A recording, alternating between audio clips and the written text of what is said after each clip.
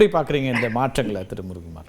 அண்ணா திராவிட முன்னேற்ற கழகத்தை பொறுத்தவரையிலே பேரறிஞர் அண்ணாவின் கூற்றான ஆட்டுக்கு தாடியும் நாட்டுக்கு ஆளுநரும் தேவையில்லை என்ற கூற்றில் நாங்கள் உடன்படுகிறோம். அதே நேரத்தில் இந்திய அரசியலமைப்பு சட்டத்தின்படி ஒரு மாநிலத்திற்கு ஆளுநரும் யூனியன் பிரதேசங்களுக்கு துணைநிலை ஆளுநர்களும் நியமிக்கிறார்கள். சில நேரங்களில் ஆளுநருக்கும் முதல்வருக்குமான போக்கு முரண்பட்டதாகவும் இருக்கிறது. ஆனால் மக்கள் மன்றத்தில் மக்களுக்கு செய்ய வேண்டிய நன்மைகளை முதலமைச்சர் செய்ய வேண்டிய பொறுப்பு முதலமைச்சருக்கு இருக்கிறது.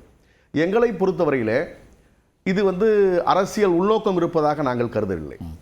இது ஒரு யதார்த்தமாக நடந்திருக்கக்கூடிய நிகழ்வு தான். 8 மாநிலத்திற்கு அவர்கள் இன்றைக்கு ஆளுநரை நியமனம் செய்திருக்கிறார்கள். ஆனால் மேற்கு வங்கத்தினுடைய முதலமைச்சர் மாண்புமிகு மம்தா பானர்ஜி அவர்கள் மிக கடுமையாக நம்முடைய குடியரசுத் தலைவர் ஆணை பிறப்பதற்கு முன்பாகவே தன்னுடைய கண்டனத்தை வெளிப்படுத்துகிறார்.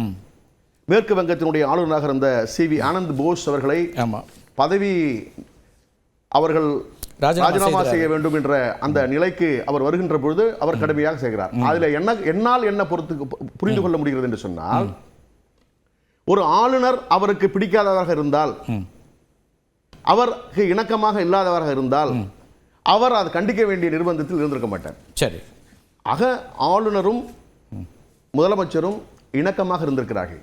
ஆளுநர் என்னென்ன நிலைகளில் மேற்கு வங்க அரசாங்கம் முரண்படுகிறதோ அந்த குறைகளை சுட்டிக்காட்டிருக்கிறார், குறைகளை அவர் நிவர்த்தி செய்திருக்கிறார். ஆனால் தமிழகத்தின் பார்வையை பொறுத்தவரையிலே மத்தியிலே பாஜக அரசாங்கத்தை எப்படி அவர்கள் எதிர்கொள்கிறார்களோ அதே யுக்தியை அதே பாணியைத்தான் ஆளுநருக்கும் ஏற்படுத்துகிறார்கள்.